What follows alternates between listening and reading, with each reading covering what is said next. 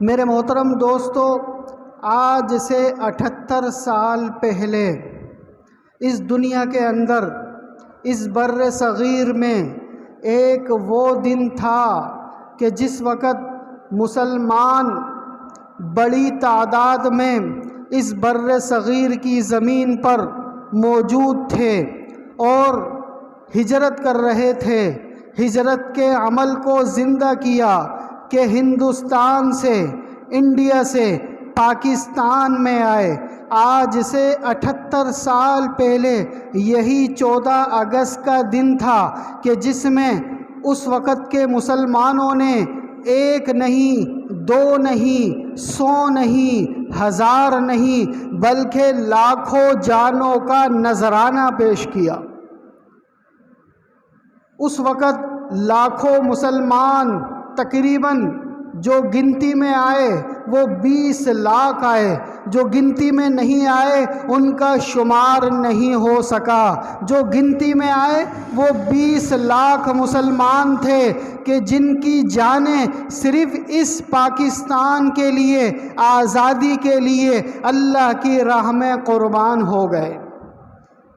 ذرا ہم تصور کریں کہ مسلمانوں نے اتنی بڑی قربانیاں کیوں دیں، مسلمانوں نے اتنی زیادہ قربانیاں کیوں دی۔ ہم پیچھے چلتے ہیں کہ جس وقت آپ علیہ الصلاۃ والسلام اس دنیا کے اندر تشریف لائے تو اس وقت آپ علیہ الصلاۃ والسلام سے حسد کرنے والے، اس اسلام سے حسد کرنے والے، اس قرآن سے حسد کرنے والے، اس مسلمانوں سے حسد کرنے والے شیطان اور شیطانوں کے پیروکار موجود تھے۔ آپ علیہ الصلاۃ والسلام کو طرح طرح کی تکلیفیں دیتے، اس اسلام کو نقصان پہنچانے کے لیے طرح طرح کی منصوبہ بندیاں کرتے، ان مسلمانوں کو تکلیفیں دینے کے لیے طرح طرح کی منصوبہ بندیاں کرتے کہ کسی طریقے سے یہ اسلام دب جائے،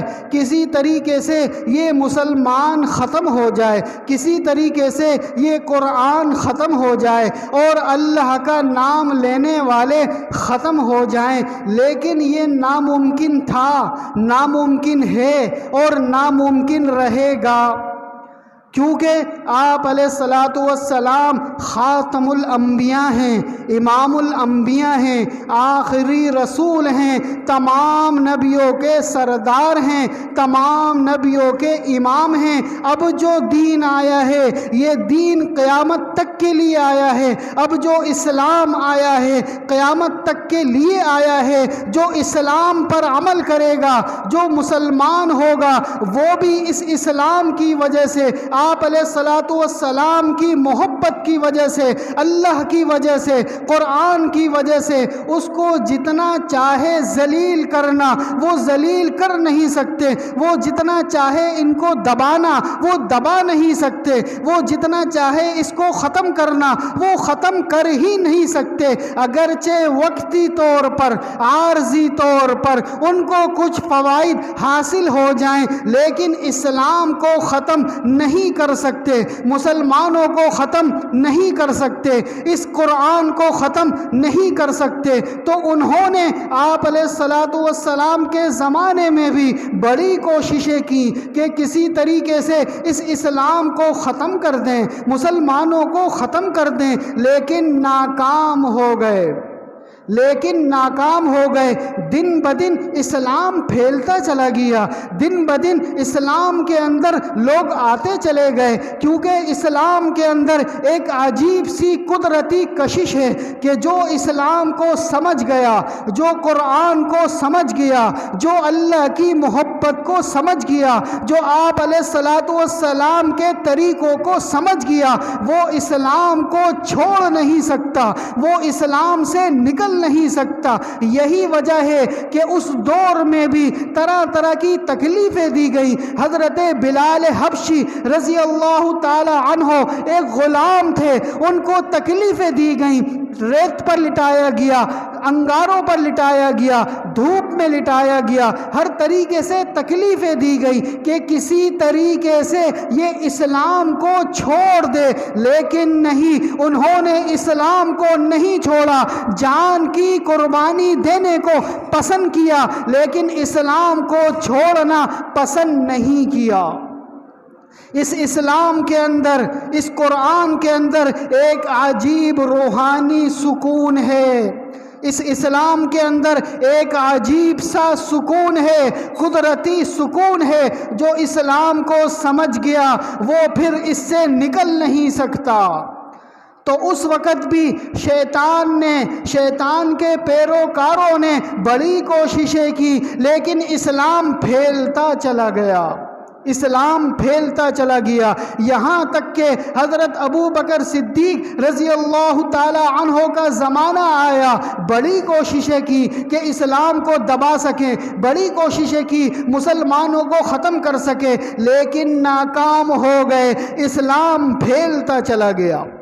یہاں تک کہ حضرت عمر فاروق رضی اللہ تعالی عنہ کا زمانہ آ گیا، بڑی کوششیں کی کہ اسلام کو ختم کر دیں، مسلمانوں کو ختم کر دیں، لیکن اس کے باوجود بھی اسلام پھیلتا چلا گیا، یہاں تک کہ 6 بر اعظم پر حضرت عمر فاروق رضی اللہ تعالی عنہ نے اسلام کا جھنڈا لہرا دیا، یہاں تک کہ اندرونی اعتبار سے انہوں نے سازشیں کی اور حضرت عمر فاروق رضی اللہ تعالی عنہ کو شہید کروا دیا۔ وہ یہ سمجھے شاید یہ شہید ہو گئے، ان کا حاکم، ان کا امیر، ان کا خلیفہ اگر شہید ہو جائے گا تو وہ یہ سمجھتے تھے کہ شاید اسلام ختم ہو جائے گا، شاید مسلمان ختم ہو جائیں گے، لیکن ایسا نہیں ہوا، اسلام پھیلتا چلا گیا، اسلام آگے نکلتا چلا گیا۔ حضرت عثمان غنی رضی اللہ تعالی عنہ کا زمانہ آ گیا، اسلام ایک ملک سے نکل کر دوسرے ملک میں چلا گیا، تیسرے ملک میں چلا گیا، چوتھے ملک میں چلا گیا، پھیلتا چلا گیا، اور اندرونی طور پر وہی شیطان کے پیروکار وہ کامیاب ہو گئے، حضرت عثمان غنی رضی اللہ تعالی عنہ کو بھی شہید کروا دیا، لیکن اس کے باوجود بھی اسلام پھیلتا چلا گیا، اسلام آگے نکلتا چلا گیا۔ حضرت علی رضی اللہ تعالی عنہ کا زمانہ آ گیا، اسلام بڑی تیزی سے پھیل رہا تھا، وہاں بھی اندرونی طور پر یہی سازشی شیطانی لوگ کامیاب ہو گئے، حضرت علی رضی اللہ تعالی عنہ کو بھی شہید کروا دیا۔ ان کے بعد ان کے بیٹے حضرت حسن رضی اللہ تعالی عنہ کو زہر دے کر شہید کروا دیا، اس کے باوجود بھی اسلام پھیلتا چلا گیا، اسلام پھیلتا چلا گیا۔ بعد میں حضرت حسین رضی اللہ تعالی عنہ کو بھی شہید کروا دیا، کربلا میں شہید کروا دیا، اس کے باوجود بھی اسلام پھیلتا چلا گیا، ایک ملک سے دوسرے ملک، دوسرے ملک سے تیسرے ملک پھیلتا چلا گیا۔ حضرت امیر معاویہ رضی اللہ تعالی عنہ کا زمانہ آ گیا، حضرت امیر معاویہ رضی اللہ تعالی عنہ کے زمانے میں بھی بڑی تیزی سے اسلام دیگر ممالک میں چلا گیا اور بڑی تیزی سے فتوحات ہوئی، تو پتہ چلا اسلام کو ختم کرنے والے خود تو ختم ہوتے چلے گئے، لیکن اسلام آگے نکلتا چلا گیا، اسلام آگے نکلتا چلا گیا۔ اس دور کے اندر آپ علیہ الصلوۃ والسلام کے صحابہ اکرام ساری دنیا کے کونے کونے پر اسلام کی دعوت کو لے کر نکل گئے۔